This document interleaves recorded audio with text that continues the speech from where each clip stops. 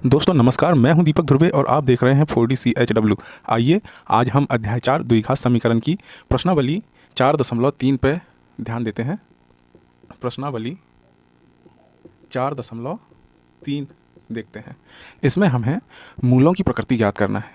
मूलों की प्रकृति ज्ञात करने के लिए हमें हमेशा एक सूत्र आता है, जिस सूत्र को आप विविक्त कर कहते हैं ना। विविक्त कर को आप प्रदर्शित करते हैं डी से। अब डी का मतलब होता है आपका डिस्क्रिमिनेंट, है ना। ठीक, डी का मतलब होता है आपका डिस्क्रिमिनेंट, है ना। ये होता है डी और इसका मान होता है आपका बी का स्क्वायर माइनस 4ac।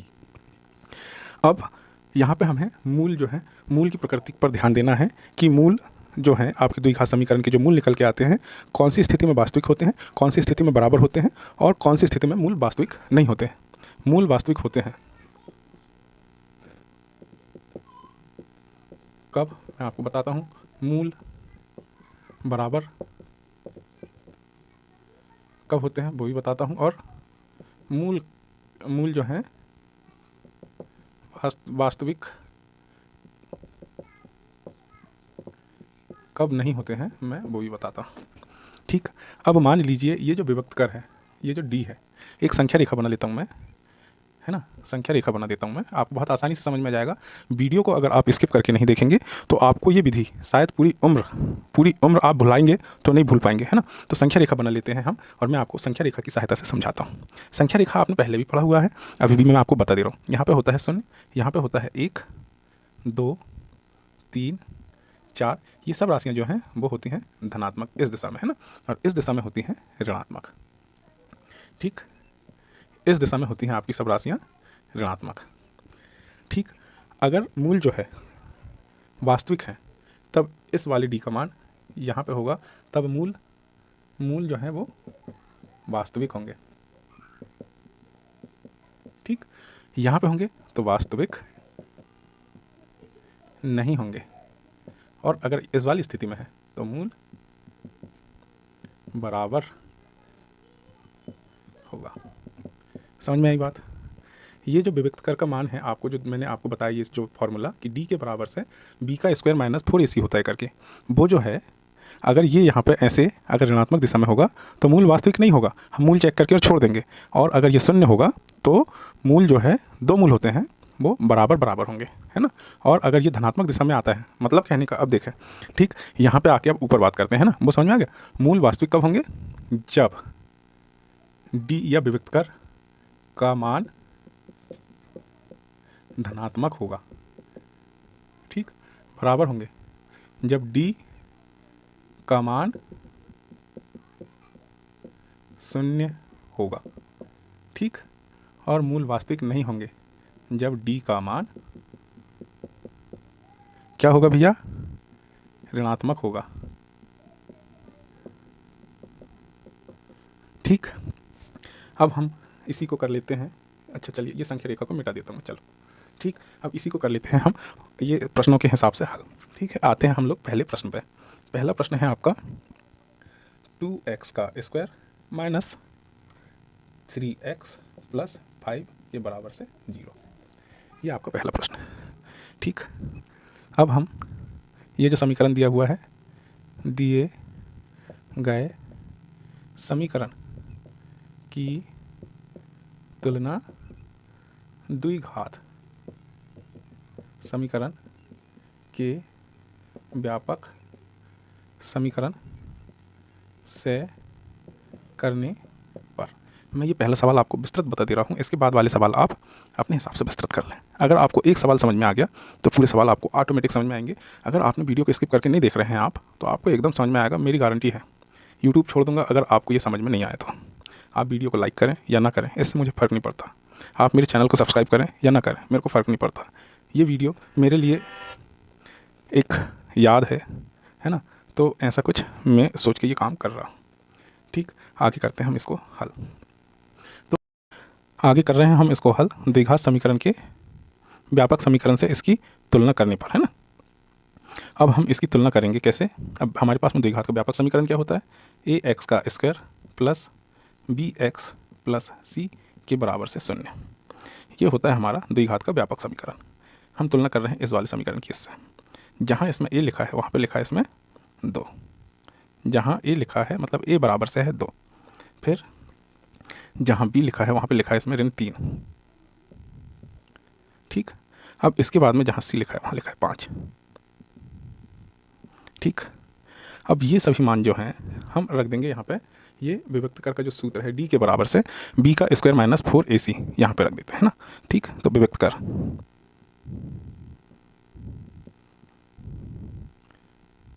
या डी इसके बराबर से हम रख देते हैं ये है ना, तो हम डी को लेके चलेंगे शॉर्ट फॉर्म पे। तो ये होता है हमारा बी का स्क्वायर माइनस 4ac। ठीक, अब हम ये मान रख देते हैं इसमें जैसे ही हम मान रखेंगे तो हमें क्या प्राप्त होता है देखते हैं। बी मतलब ऋण 3 का वर्ग ऋण 4, ए मतलब 2 और सी मतलब 5। ठीक, ये सब है विभक्त कर डी के बराबर से। अब इसको हल कर रहे हैं हम। 3 का वर्ग मतलब 9, 3 तिया 9, ऋण 2 बार हो जाएगा तो धन में आ जाएगा। 4 दूनी 8 और 8 पंचे 40, ये हो गया 40। ठीक, तो अब डी का मान हो जाता है हमारा बड़ी संख्या का निशान ऋण और 40 में से 9 गए तो 31। अब हम है ये जो डी का मान है इसमें से कौन सी शर्त को ये संतुष्ट कर रहा है हम वो देख लेते हैं, है ना। हमारे पास में 3 शर्त थी। पहली शर्त ये मूल वास्तविक होंगे, डी का मान धनात्मक होगा, मूल बराबर होंगे। दूसरी शर्त डी का मान 0 होगा। 3 मूल वास्तविक अगर नहीं है तो डी का मान ऋणात्मक होगा, या फिर डी जो है वो छोटा होगा 0 से। ठीक, तो अब इस स्थिति में जो है हम सवाल को आगे हल नहीं करेंगे। क्यों नहीं करेंगे? क्योंकि इसको जितना भी हल करेंगे हमसे ये हल नहीं होगा, इसके मूल हमको पता नहीं चलेंगे, है ना। ठीक, तो यहाँ पे लिख देते हैं अतः मूल वास्तविक नहीं है। क्या नहीं है? मूल वास्तविक नहीं है। ठीक है, अब मूल वास्तविक नहीं है। क्यों नहीं है वास्तविक? क्योंकि डी जो है वह डी जो है डी का मान ऋणात्मक है। क्या है? ऋणात्मक। ठीक, तो यहाँ पे ये सवाल हो जाता है आपका हल। देखिए कितना आसान सवाल है। पेन कॉपी लीजिए, इसको एक बार आप अपनी कॉपी में नोट डाउन करिए, लिख लीजिए। पहले प्रश्न का आपने स्क्रीनशॉट ले लिया होगा। अब चलते हैं हम दूसरे प्रश्न की तरफ। दूसरा प्रश्न दिया हुआ है हमें 3x का square minus 4 under root 3 plus 4 बराबर से 0। इसमें भी कर देते हैं। दिए गए समीकरण की तुलना किससे करने पर?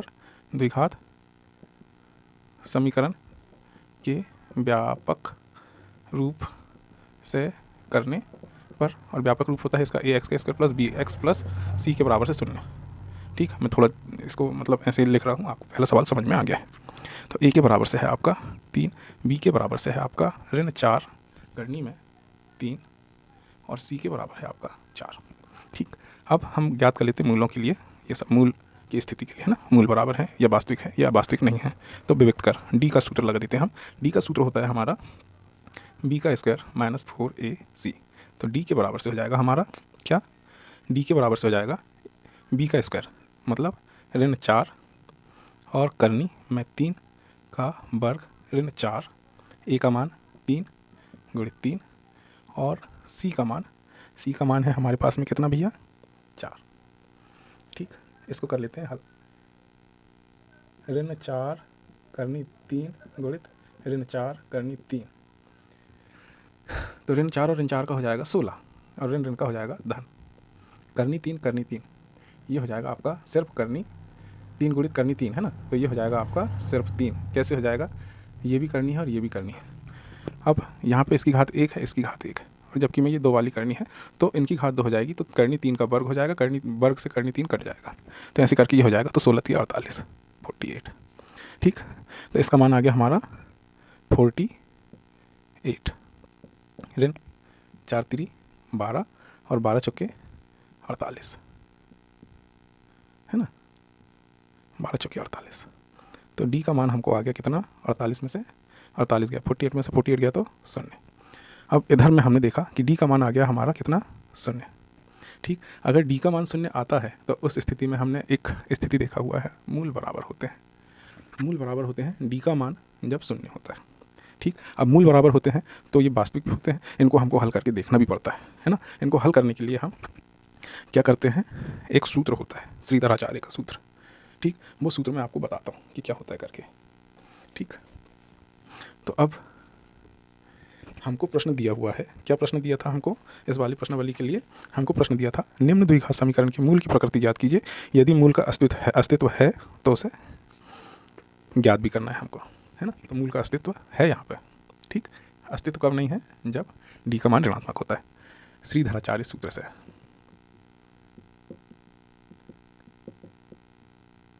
ठीक, श्रीधराचार्य जी के सूत्र से हम देखते हैं, इन्होंने एक सूत्र दिया हुआ था मूल के लिए, यदि मूल वास्तविक हैं तो उस स्थिति में क्या होता है, मूल के बराबर से, इसके बराबर से होता है भैया हमारा ऋण बी, फिर प्लस माइनस, फिर यहाँ पे बन जाती है अंडर रूट, और अंडर रूट के अंदर में ये जो पोर्शन है विविध कर का सूत्र, डी के बराबर से बी का स्क्वायर माइनस 4ac, मतलब बी का स्क्वायर माइनस 4ac, इन सभी के बटे में 2a। ठीक, तो ये होता है हमारा श्रीधराचार्य सूत्र, मूल अगर वास्तविक है उस स्थिति में मूल को ज्ञात करने के लिए। यहाँ पे इस सूत्र में याद रखना कि यहाँ पे प्लस और माइनस है, एक मूल के लिए हम प्लस करेंगे, इस ऋण बी के साथ में इसको जोड़ेंगे, और एक मूल के लिए इस बी के साथ में इसको घटा देंगे। ठीक, करते हैं हल। ठीक, तो मूल, इसके बी का मान क्या है भैया, हमने यहाँ पे ये करे थे पता, तो बी के बराबर से है हमारा ऋण 4 करनी 3। ठीक, ये है हमारा, फिर यहाँ पे प्लस माइनस अंडर रूट, ये जो डी का मान है ये, इसको डी लिख देता हूँ मैं अभी। ठीक, ये डी का मान है, डी क्यों लिख दिया मैंने, इसके बराबर से ये डी होता है करके डी लिख दिया। ठीक, बाद में और पता चलेगा आपको। 2 ए का मान है हमारे पास में कितना, 3। अब इसको आगे और हल कर लेते हैं, तो मूल के बराबर से हो जाएगा ये ऋण और ऋण धन, तो ये हो जाएगा 4 करनी 3 प्लस माइनस, डी का मान हमको मिल गया यहाँ पे, हमने यहाँ पे इसको जब हल करे थे तो हमको डी का मान 0 मिल गया था, तो इस करनी में 0 लिख देंगे। अब 2 और 3 का हो जाएगा गुना। ठीक, ये हो गया हमारा 6। ठीक, अब एक बार में ये प्लस धन चिन्ह लेने पर, है ना, अब ऋण छोड़ देंगे, तो मूल के बराबर से हो जाएगा ये, क्या हो जाएगा, 4 करनी 3 धन 0, अब इसके बटे में 6। ठीक, एक बार और लिख लेते हैं, 4 करनी 3 बटे 6, 0 को जोड़ेंगे तो कोई भी नहीं। अब 6 का और इसका कर लेते हैं, तो ये 3 बार 2 से पहाड़ा पढ़ेंगे 2 बार। ठीक, बराबर, अभी हमने एक बार मैंने आपको बताया था करनी 3 और करनी 3 का गुना हुआ था, ये यहाँ पे बताया था मैंने आपको, इस वाली जगह करनी 3 और करनी 3 का गुना हुआ था तो 3 हो गया था, मतलब अगर हमारे पास में करनी 3 गुणित करनी 3 है तो इसके बराबर से 3 होता है, तो 3 के बराबर से इतना भी होता है ना। ठीक, तो हम इसको लिख लेते हैं 2 करनी 3, और ये 3 को ऐसे लिख लेते हैं, करनी 3 गुणित करनी 3, ये इससे कट जाएगा 2 बटे करनी 3। ठीक, तो एक मूल हमारा ये हो गया, तो मूल के बराबर से हो जाएगा हमारा 2 करनी बटे करनी 3। ठीक, ऐसे ही अब हम हल कर लेते हैं इसको दूसरे वाले के लिए। ठीक, हमारे पास जगह कम है तो हम इनको ऐसे कर रहे हैं। ठीक, अभी यहाँ पे हमने ले लिया है धन का चिन्ह, अब हम इसमें ले लेते हैं, ये चिन्ह हो गया हमारा, अब ये वाला चिन्ह लेते हैं, तो ऋण चिन्ह लेने पर। ठीक, अब ऋण चिन्ह लेते हैं, 4 करनी में 3 ऋण 0 बटे 6। ठीक, ये भी मूल, तो मूल के बराबर से हो जाएगा 4 करनी 3, अगर इसमें 0 घटाएंगे तो कोई परिवर्तन नहीं आएगा, फिर से वही स्थिति बन जाएगी, तो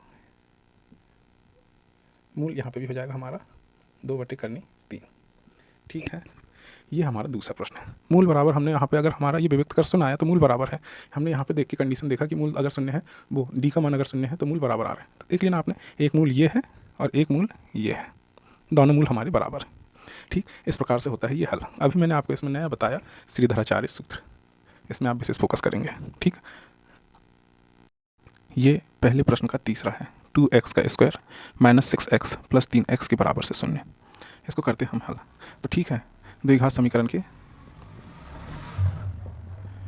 व्यापक रूप से तुलना करने पर, ए के बराबर से हो जाएगा ये 2, बी के बराबर से हो जाएगा ऋण 6 और सी के बराबर से हो जाएगा 3।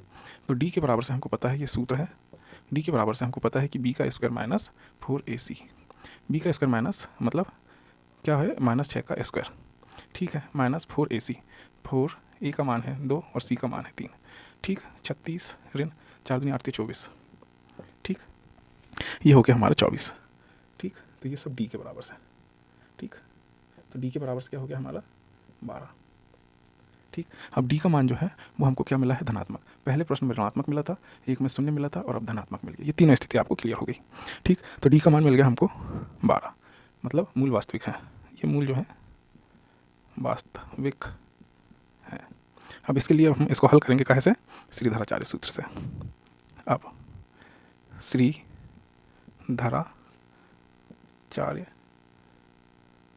सूत्र से मूल है ना, मूल के बराबर से होता है हमारा, मूल के बराबर से होता है ऋण B plus minus under root में बी का स्क्वायर माइनस 4ac के बटे में 2a, मान रख देते हैं। ऋण बी ऋण 6 प्लस माइनस, ठीक, ये डी का मान है, मतलब यहाँ पे हम अंडर रूट में 12 कर देंगे, ठीक। और यहाँ पे 2 और ए का मान क्या है हमारा, यहाँ पे ए का मान भी 2, ठीक। तो इसको हम आगे कर लेते हैं हल। तो आगे करते हैं हल कैसे, ऋण और ऋण ये धन हो गया, धन ऋण 12 को लिख लेंगे हम 2 गुणित 2, 2 दूनी 4 दिया 12 बटे मूल के बराबर से 4, ठीक। तो ये हो जाएगा हमारा कितना, ये हो जाएगा हमारा 6 प्लस माइनस ये जोड़े में से यहाँ से एक जोड़ा बना लीजिए एक जैसे, और यहाँ से 3 बटे 4, ये मूल के बराबर से। पूरे समीकरण में या फिर प्रत्येक पद में क्या करना है आपको, 2 से भाग करने पर, ठीक। 2 से आप प्रत्येक पद में 2 से भाग कर दीजिए। तो ये हो जाएगा 6 में 2 का भाग प्लस माइनस 2 अंडर रूट 3 में 2 का भाग बटे 4 में 2 का भाग। तो ये हो जाएगा आपका 3, ये हो जाएगा, तो ये हो जाएगा 3 प्लस माइनस करनी 3 बटे में 2, ठीक। अब मूल जो हैं असमान रहेंगे इसके और वास्तविक रहेंगे। अब इसको आगे हल नहीं किया जा सकता, प्लस लेके भी करेंगे तो ये इतना ही हो जाएगा और माइनस लेके भी करेंगे तो इतना ही हो जाएगा, ठीक। तो इसको अब हम यहाँ पे लिख देते हैं, मूल जो है असमान है ना, मूल असमान है और इनका मान जो है 3 प्लस माइनस अंडर रूट 3 बटे 2 है, ठीक है। इस प्रकार से हो जाता है आपका ये पूरी प्रश्नावली हल, है ना। आपने आज पढ़ा है अध्याय 4 द्विघात समीकरण की प्रश्नावली 4.3, ठीक। इसमें आपने व्यक्त कर देखा, श्रीधराचार्य सूत्र देखा, मूल की वास्तविकता बराबर और मूल वास्तविक कम नहीं है, ये स्थिति को देखा, इन तीनों स्थितियों को क्लियर किया। आशा करता हूँ कि आपको ये वीडियो पसंद आया होगा। मिलते हैं अगले पार्ट में अगले प्रश्नों के साथ में, तब तक के लिए जय हिंद।